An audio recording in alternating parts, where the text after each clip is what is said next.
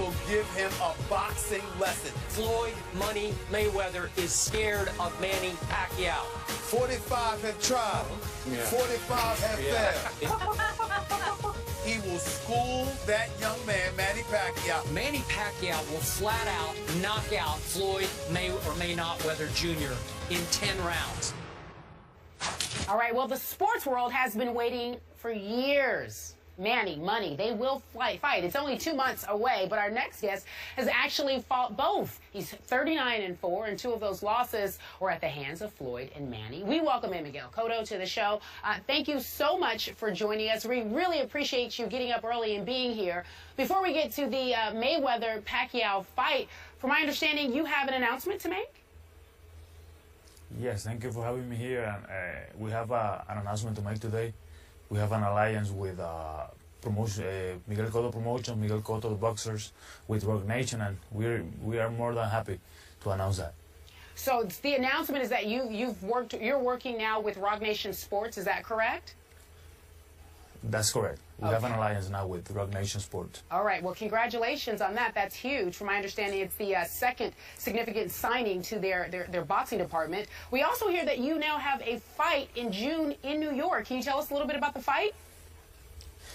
We just figured out the fight in New York, probably going to be here in New York for June 6th, and we just trying to figure it out with going to be the opponent and all around the fight.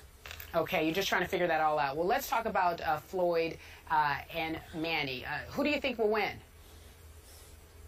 I think that's going to be a really tough fight. Manny has his advantage.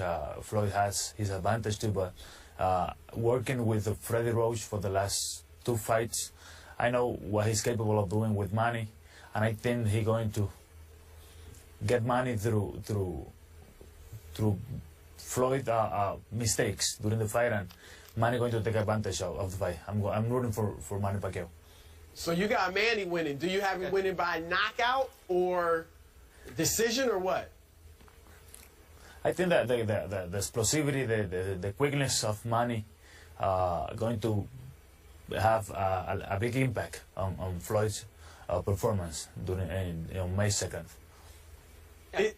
Is he faster? Just quick, because I know Scoop has a question. Is Manny faster than Floyd? I think the explosivity going to be the advantage. You know, he can move from here to there in less seconds than Floyd, and that's going to be the biggest advantage of Manny. All right, Miguel, since you said you think you have, well, you didn't think, you said you had Manny winning the fight. My question to you is, okay, you have a fight in June. Once this is all settled out, will you be fighting the winner of this fight next? I have no problem with that, you know. I just thinking about my next opponent fight on June, and after that we can talk about what else. If no matter if it's Manny or Floyd, I'm going to be ready for them.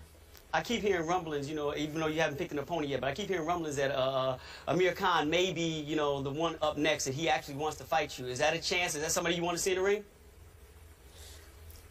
Yes, I'm ready for any big name in boxing, and we just trying to get the biggest name for us on June, and if he's going to be American, we are going to be ready for him too.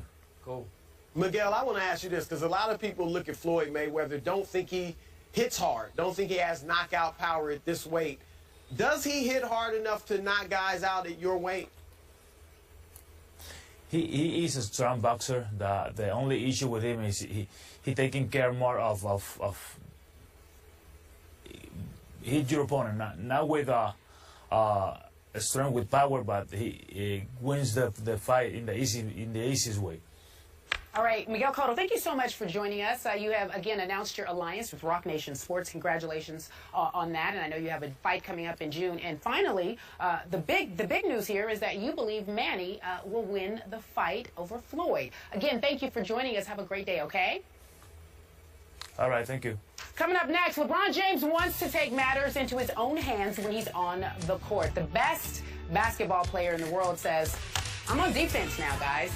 We talk about it when we return. We'll be right back in just a few moments. along, shall we? Crazy play at the end of regulation in the Clippers game last night. Chris Paul missed a potential game winner, and when DeAndre Jordan grabbed his rebound, he just held the ball in his hand because he thought that time had expired. CP3 begging, screaming, Jordan, shoot the ball, man. I mean, look. Speaking of fundamentals. Exactly. His reaction was priceless, guys. So what is your reaction, Scoop? My reaction to Chris's reaction or my reaction to DeAndre? Both. I get in that moment Chris's reaction because they still had a chance to win the game, and DeAndre just got caught up in the moment of that buzzer being the final buzzer as opposed to understanding there was 1 more second left between the shot clock and the game clock. I can't speak to what happened. I don't know if that was discussed in the huddle. Like, look, you know, my sale, and I said it in the early morning meeting, Doc Rivers probably sold it as, look, we're going to run the play. Chris, you're going to get free. After Chris makes the shot, the game is over. Coaches are historically good on overselling a play and let you know, like, hey, once he makes these 2 free throws, we have to go back out. So they sell what you think is going to happen. It's a positive sale. And I think maybe in this positive sale, Chris is hitting the shot. DeAndre heard the buzzer, he's like, he missed it.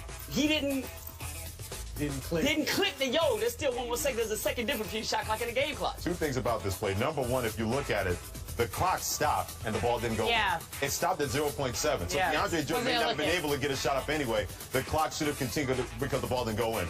Number 2, Chris Paul looked like Chappelle's show. When he was dressed up as Prince, shoot the J, shoot it. That's what he looked like to me, trying to get DeAndre Jordan to shoot that shot. Josina Anders was out in our morning meeting, our ESPN reporter. She said that he had what was it called, the face, the frustration face, or whatever it was. He was looking like, shoot that dang ball. And he was like trying to do everything. And DeAndre Jordan is looking around completely oblivious clueless to what's going on at that standpoint. That was pure comedy. He had a JaVale McGee moment. Man, you never want to have and is he going to be on? I hate to, like, cross line, but I see Shaq and the fool all over this. Oh, completely. This is not top 10 plays on SportsCenter. No question. Chris, your reaction. Well, I think we're making light of it. You know, DeAndre's had a great season and really a great run with Blake out. But the thing is, there is some seriousness to this. That's what I was about to go to. Because that was a game, they're a game and a half behind Portland. Yeah. And home court advantage in the West, I mean, every series in the West, you're going to face a tough opponent. Yeah. But home court advantage could be the turning point between in a series.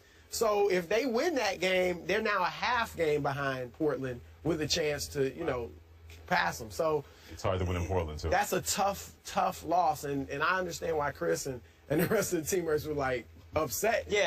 Put that up. Poetic justice, if you believe in it, do you think there'll come a point in time before the season's over, as tight as the West is, where he's actually on the free throw line to win a game and he makes it to make up for this loss? DeAndre Jordan? Yeah. That DeAndre Jordan? That DeAndre Jordan. No way? No way. No. That guy's... Why are you so quiet? You've been making these faces all morning. I mean, I'm thinking, I was with you until you said, and he makes it. I said poetic justice. You made a mess, you know, to cover up, you know, to get past That's not poetic justice. That's a dream.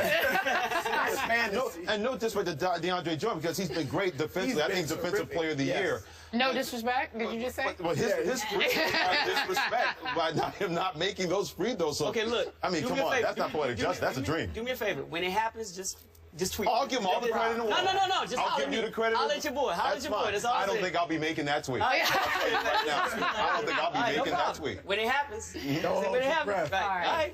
Coming up next, the draft falls on one of the biggest sports weekends in the year. So let's talk about what's going to happen that weekend. We have Mel Kiper joining us after the break.